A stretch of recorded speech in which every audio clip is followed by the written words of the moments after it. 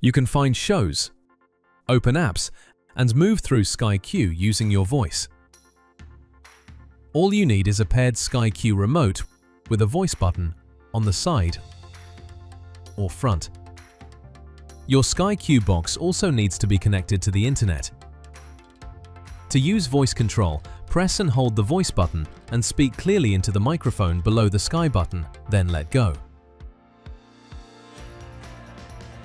Billions. You can move through shows, fast forward, open apps, Netflix. Move around Sky Q. Go to TV Guide. Go to Sky Atlantic. Change accessibility settings. Turn on subtitles. And more.